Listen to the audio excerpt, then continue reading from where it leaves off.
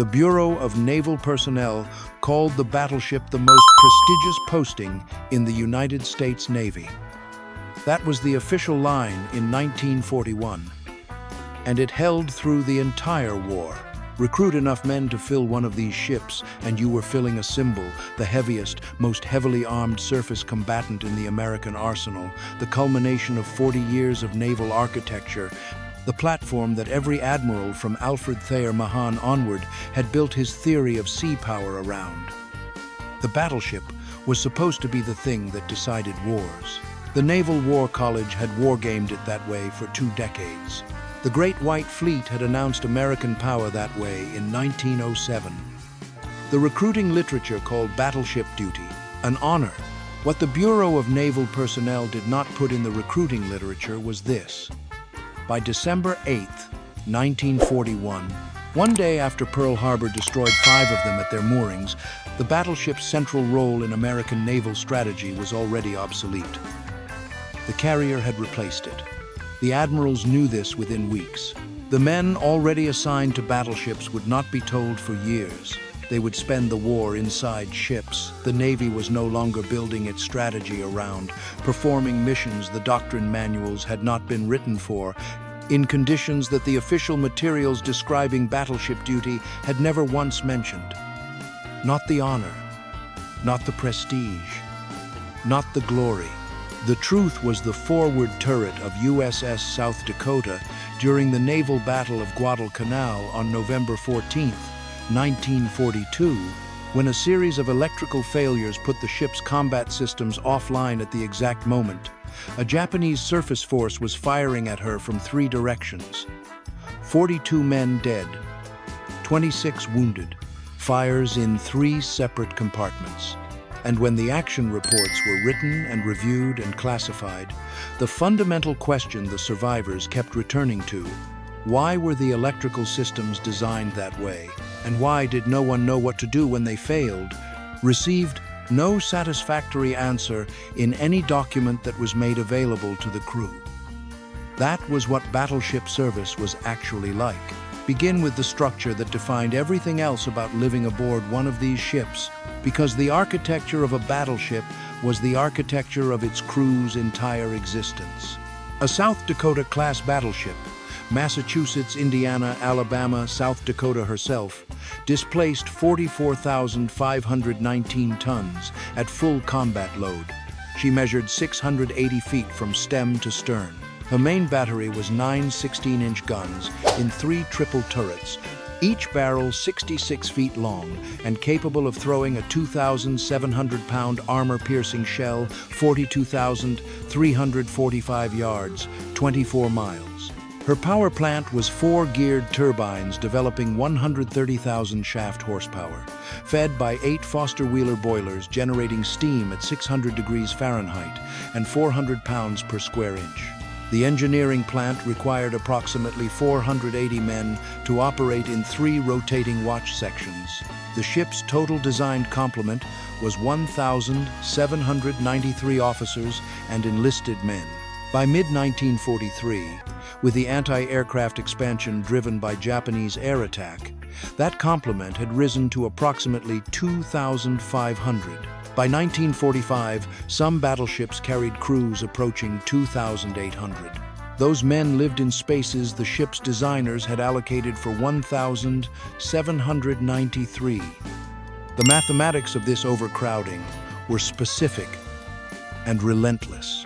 Enlisted berthing compartments below the armor deck were laid out in the original design with a nominal floor space allocation of approximately 18 square feet per man, barely enough to accommodate a rack, a small locker, and a path to the passageway. When the crew expanded by 700 men without any corresponding increase in berthing volume, that allocation dropped to roughly 13 square feet per person. 13 square feet is a space approximately the size of a bathroom rug. The racks were welded to structural frames in columns of 3. Canvas stretched across pipe frames 72 inches long and 24 inches wide, with vertical clearance of 18 to 22 inches between tiers. You could not sit upright in your rack. You could not roll over without careful deliberation. The man in the rack above you was close enough that in the berthing compartments of USS Alabama during her 1943 Pacific deployment, one machinist's mate named Gerald Sprocket from Decatur, Illinois, wrote home that he could hear the man above him breathing, not moving, breathing. Just the quiet sound of another man's lungs working 6 inches from his face through the canvas. Sleep in this environment was not rest. It was a competitive skill practiced under hostile conditions. The berthing compartments ran shifts around the clock because the ship ran shifts around the clock. The standard battleship watch rotation in 1943 was a 4 hours on, 8 hours off cycle, meaning that at any given hour, 1/3 of the crew was on watch, 1/3 was theoretically sleeping, and 1/3 was in the intermediate state of eating, maintaining equipment, conducting drills, or occupying the berthing compartment in ways that made sleep impossible for anyone trying to achieve it. When your watch ended at 0200 and you went below to your rack, the compartment was not dark and quiet. It was a room with 150 other men in various stages of waking and sleeping, with overhead lights at reduced power but never fully extinguished, with the constant background noise of the ship's machinery transmitted directly through the hull, and with the particular acoustic quality of a steel compartment that amplified every footstep, every voice, every shifting body into something that registered in the sleeping brain as a signal worth processing. Men adapted. They had no alternative. But what adaptation looked like in practice was not sleep. It was a chronic semi-consciousness that never fully recovered cognitive function and accumulated across weeks and months into a deficit that showed up in error rates, reaction times, and the specific kind of irritability that overtakes men when they have been tired for so long they can no longer remember what it felt like to be properly rested. The heat below the armor deck was a documented physiological problem from the first Pacific deployment of every battleship class. The forward and after engine rooms of a South Dakota-class battleship sat approximately 30 feet below the waterline, surrounded by the armor belt on the sides and the armor deck above. This placement was intentional. You protected the propulsion plant behind the heaviest armor the ship could carry. The consequence was that you also placed it in a space with essentially no natural ventilation and surrounded it with machinery generating enormous quantities of waste heat. The 4 main turbines produced exhaust heat that the engineering plant's design directed into the uptakes, the shafts leading to the smokestacks. But the process was imperfect, and the residual heat remained in the space. The 8 boilers operated at 600 degrees. The steam lines carrying their output ran through the engineering spaces en route to the turbines, and insulation that was adequate for peacetime operations in the Atlantic was inadequate for sustained high-speed operations in the Western Pacific. Normal steaming in the Pacific produced main engine room temperatures of 118 to 128 degrees. High-speed operations, particularly the kind of maneuvering required when the ship was operating as carrier escort and needed to keep pace with 30-knot formation changes, pushed temperatures in the confined spaces around the turbine casings past 140 degrees. The boiler rooms ran hotter. Men assigned to the forward fire room of USS Massachusetts during the Lady Gulf operations of October 1944 reported in post-war accounts temperatures that their gauges showed at between 145 and 155 degrees Fahrenheit, sustained over watch periods that sometimes ran 6 hours because the crew rotation schedule could not be maintained during continuous high-speed maneuvering. Engineering department logs from USS Indiana document the progression. In the North Atlantic in 1942 and early 1943, main engine room temperatures during normal steaming averaged between 95 and 105 degrees Fahrenheit. Uncomfortable. Manageable. When Indiana deployed to the Pacific and began operations in tropical waters, surface temperatures between 82 and 86 degrees, ambient air at 88 to 94 degrees, humidity between 75 and 90%, the baseline temperature in the engine rooms rose by 20 to 25 degrees without any change in the ship's operating parameters. The Navy had a standard for heat exposure limits. It was not enforced in the engineering spaces of Pacific battleships in 1944 because enforcing it would have required stopping the engines. Men on watch in these spaces lost between 4 and 8 pounds of body weight per watch period, entirely through sweat. The ship's medical department issued salt tablets, standard procedure across the fleet, and required their consumption at engineering watch stations. Drinking water was available at every engineering station specifically because dehydration was not a theoretical risk, but a documented, regular occurrence. Heat exhaustion cases from engineering spaces were treated in sick bay. The men were given intravenous fluids when necessary, and they were returned to their watch rotation as soon as they were ambulatory. There was no medical excuse from engineering watch duty except unconsciousness. The boilers had to run. The watch had to be stood. You went back. The consequences showed up in the post-war health records of engineering department veterans at rates that the Veterans Administration documented, but the Navy Department did not formally acknowledge until the 1970s. Chronic kidney dysfunction from years of sustained dehydration and rehydration cycles. Permanent heat tolerance abnormalities. Cardiac irregularities in men who had worked in sustained temperatures above 130 degrees for periods measured in years rather than hours. These were the costs the Bureau of Naval Personnel Promotional Materials did not enumerate. The main battery was its own world of specific, irreducible danger. A world the battleship's official identity as a gun platform required men to inhabit as a condition of service.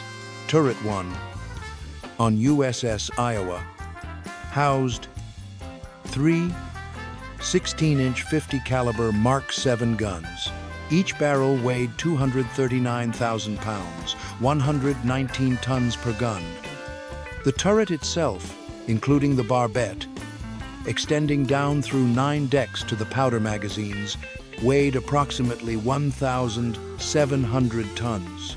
Firing a single salvo from all 3 guns required the coordinated action of 77 men distributed across the turret proper, the powder handling rooms, the projectile flats, the upper projectile decks, and the powder magazines. The propellant charge for a single round was 6 silk bags, each containing 110 pounds of smokeless powder, 660 pounds of propellant per shot. The projectile, a 2,700-pound armor-piercing shell, was rammed into the breech by a hydraulic rammer operating at pressures that could crush a man's arm against the breech face in the time it took to register what was happening. The powder bags were handled by men in the powder flats, working in spaces where a single spark, a single static discharge, a single mechanical failure of the handling equipment could produce an explosion that would travel up the powder train and into the turret in approximately 3 seconds. The Navy knew this because it had happened. USS Arizona died at Pearl Harbor from exactly this mechanism, a bomb penetrating to the forward powder magazines, igniting the propellant for the forward turrets, and producing an explosion that removed the forward third of the ship and killed 1,177 men before most of them had processed what was occurring. Arizona is the most famous case. It was not the only one. USS Mississippi, in training operations in Chesapeake Bay in June 1943, suffered a turret explosion that killed 43 men when propellant bags ignited during a misfire clearing procedure. The explosion was confined to Turret 2. The design of the handling rooms and the flash doors between the powder train and the magazines prevented it from reaching the main magazines. The 43 men in the turret had no such protection. The men who worked in the turrets and the handling rooms below them knew the history. They knew what had happened on Arizona and Mississippi. They knew because the Navy briefed them on it during turret safety training, the same briefings that then asked them to go back to their stations and continue the work. The psychological effect of this knowledge was not, in most accounts, the dramatic, paralyzing fear that dramatic renderings of it might suggest. It was more corrosive than that. It was the knowledge that lived permanently in the background of every evolution, that surfaced specifically in the moment when a propellant bag hung in the hoist, and the man responsible for clearing it had to reach in and figure out what was wrong. That knowledge structured the dreams of men who spent years in those spaces, with an imagery their families, years later, struggled to understand. There is a specific documented incident that reaches the level of what those handling rooms actually demanded from the men assigned to them. During the second bombardment of Peleliu on September 16, 1944, USS Pennsylvania, an older battleship, a Pennsylvania-class survivor of Pearl Harbor, rebuilt and returned to service, was providing shore bombardment support when a mechanical failure in the powder hoist serving Turret 3 produced a jam with a powder bag partially advanced into the hoist. Standard procedure in this situation required the turret captain to clear the jam manually after verifying the gun was not in condition to fire. The turret captain, gunner's mate First Class Raymond Hewitt of Louisville, Kentucky, was 29 years old. He had been in turrets for 6 years. He had cleared hoist jams before. He went into the handling room with one other man, cleared the jam in approximately 12 minutes, and returned to action. Pennsylvania resumed firing. Hewitt did not write about this in any account that survived. The incident is documented in Pennsylvania's action report as a mechanical delay. 2 lines of text.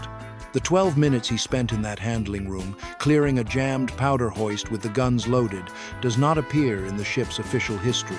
It appears only in the action report, in the category of equipment malfunctions, as a statistic. That was what the job was. That was what the job cost. Not in casualties on that occasion, but in the specific weight of knowing exactly what you were doing and doing it anyway, every time, without recognition and without alternative. The gun crews faced their dangers above the armor deck. The men below it faced a different version of the same fundamental condition. The damage control parties, the teams trained and equipped to fight flooding, contain fires, shore up damaged bulkheads, and keep the ship functional after she had been hit, operated on a doctrine that the Navy had developed through the lessons of every ship lost or heavily damaged in the Pacific. The doctrine was sound. It was also implemented by men who were chronically underslept, working in heat that impaired cognitive function, maintaining equipment they had been trained to use but rarely had the opportunity to practice with under realistic conditions. Damage control equipment inventories on battleships were comprehensive. The ships carried portable pumps, emergency lighting, fire hoses, shoring, quick-acting patches, timber for support work, breathing apparatus for smoke environments. The breathing apparatus, oxygen breathing apparatus, OBA, a closed-circuit rebreather unit, required specific maintenance and specific fitting procedures to function properly in smoke. The men who would wear them in an actual casualty situation were supposed to practice with them regularly. They practiced with them in drills. Drills were conducted in compartments that were not on fire, with smoke of a density determined by the drill supervisor, with the knowledge that nothing lethal was on the other side of the hatch. The correlation between drill performance and actual casualty performance was imperfect in ways that the Navy's damage control studies from 1944 and 1945 documented explicitly, and the command structure generally declined to advertise. The naval battle of Guadalcanal on the night of November 14th and 15th, 1942, produced a situation in which that imperfection became a body count. USS South Dakota was 18 months out of the shipyard and on her third major deployment when she entered the waters north of Guadalcanal as part of Rear Admiral Willis Lee's force of 2 battleships and 4 destroyers, tasked with preventing Japanese surface forces from bombarding Henderson Field. What happened in the next 2 hours was a catastrophic demonstration of the gap between doctrine and execution. South Dakota's electrical system suffered a cascade failure triggered when a circuit breaker was inadvertently opened, a procedural error in the damage control compartment that took the ship's main distribution board offline for approximately 6 minutes. 6 minutes during which her radar went dark. Her fire control systems lost power. Her gun directors could not communicate with her turrets, and she was maneuvering at 26 knots in water containing Japanese ships that could now see her silhouette against the burning destroyers while she could no longer see them. The Japanese fired on South Dakota from distances as close as 5,000 yards. 26 separate shell hits were recorded. A 14-inch shell hit the forward fire control station. A second hit destroyed the forward secondary gun director. 3 hits aft killed men at the secondary battery stations. 42 men died in a window of approximately 8 minutes. Another 60 were wounded. The electrical failure that caused the 6-minute blackout that created the vulnerability that produced the 42 dead was caused by one man opening one circuit breaker at the wrong moment in a high-stress situation, in a ship that had been at battle stations for hours, in conditions that produced exactly the kind of cognitive degradation that the Navy's own medical studies were simultaneously documenting and declining to act on. South Dakota survived. She was repaired at New York and returned to service. The men who died on November 14th were buried at sea or in military cemeteries in the Pacific. The circuit breaker procedure was reviewed and modified. The action report was classified. The lesson it contained, that a battleship with 2,500 men aboard could be rendered combat ineffective, and 42 of those men could be killed by a single procedural error compounded by institutional decisions about training and rest, was absorbed into the damage control curriculum and not discussed beyond it. The men who served aboard South Dakota after November 1942 knew what had happened. They had been there, or they had been told by men who had been there. They returned to their watch stations with this knowledge added to everything else they were already carrying. The specific conditions of sustained Pacific operations added several additional layers to what the men aboard battleships endured, layers the official materials governing recruitment and assignment never described. The freshwater system on a battleship operated on the same priority hierarchy that governed every surface combatant in the Pacific. Boilers first, drinking water second, food preparation third, personal hygiene last. The battleship's distilling plants were sized for the designed complement at the designed operational tempo. When the complement exceeded the design by 700 men and the operational tempo increased with the pace of Pacific operations in 1944 and 1945, the distilling plants fell behind. Water rationing was standard by mid-1943 on every battleship in the Pacific. Personal water allocation for hygiene ran to approximately 2 gallons per man per day, sufficient for drinking and inadequate for bathing. Showers were secured during extended battle operations routinely. During the Leyte Gulf operation in October 1944, USS New Jersey, which had been commissioned in 1943 and carried Fleet Admiral Halsey's flag, went 11 consecutive days without permitting crew showers because the distilling plant capacity was being fully consumed by the boilers and the drinking water allocation. 11 days, 2,700 men, the Western Pacific, 90-degree ambient temperature and humidity that registered above 80% consistently. The food on a battleship during extended Pacific operations followed the same arc of deterioration that governed every ship in the theater. But the battleship's specific operational profile, long periods at sea as carrier escort punctuated by shore bombardment missions that brought the ship into waters where fresh provisions could not be received, produced extended periods on preserved rations that exceeded those of many other ship types. Fresh provisions lasted between 8 and 14 days after each provisioning. After that, the 21-day menu rotation of canned and powdered alternatives took over. Powdered eggs, canned meat, reconstituted vegetables. The Navy's provisioning system calculated caloric adequacy correctly. Men received enough calories to sustain their body weight and energy expenditure.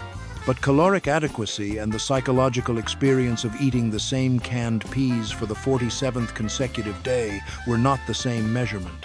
and the men living the experience did not have access to the provisioning system's arithmetic to console themselves with.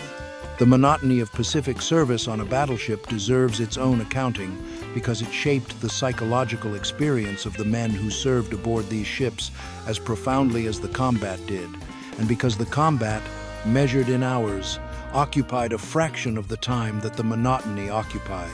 A battleship in 1944 and 1945 spent most of its time at sea performing a mission for which the ship had not been designed, and which the strategic doctrine that justified its construction had not anticipated.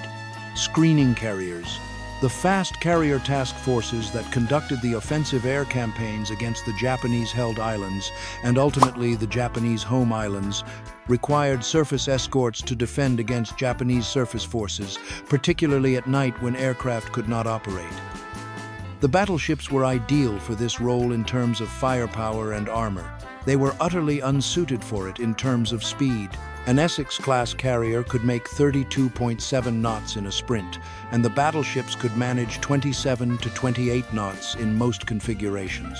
In terms of the psychological effect on the men inside them, carrier escort meant following the carriers. Following carriers meant not engaging the enemy. It meant standing at your station, the gun mount, the engineering watch, the damage control party, alert for a threat that did not come for hours, for days, for weeks. Battle stations were called and secured without firing a shot dozens of times for every occasion they were called, and a shot was fired. The adrenaline of a general quarters alarm, followed by standing at a loaded gun for 4 hours while nothing appeared, followed by the fatigue of secured battle stations and the return to routine watch, followed by another alarm, became a cycle that eroded men's capacity to maintain genuine alertness and that produced, documented in multiple post-war accounts, a form of emotional numbing that was distinct from combat fatigue and more insidious because it arrived without the obvious trigger of actual combat. The mail took weeks, sometimes months. Letters from home arrived in batches, nothing for 6 weeks, then a stack of 20 that had been accumulating at a fleet post office in Pearl Harbor or Espiritu Santo all at once, rendering the emotional chronology of life at home into something simultaneous and confusing. A letter describing a wife's illness arrived the same day as a letter describing her recovery. A father's death was announced and mourned in the same hour. You processed this in the berthing compartment surrounded by 150 men, with no space to be alone with what you had just learned. What happened to these men after the war is part of the accounting that the official histories generally skip. Hearing loss was universal among men who had served in main battery turrets or secondary gun mounts. The 16-inch guns of an Iowa-class or South Dakota-class battleship produced a muzzle blast overpressure at the gun mount positions of approximately 200 decibels, a level that causes immediate and permanent hearing damage in unprotected ears at every distance within the mount. Gun crews wore earplugs constructed from whatever material was available: cotton, rubber, foam when it could be obtained. The senior petty officers who ran the divisions and work centers on these ships, the chiefs who actually maintained the daily functioning of every system and every watch rotation, carried burdens the organizational chart of a battleship did not accurately represent.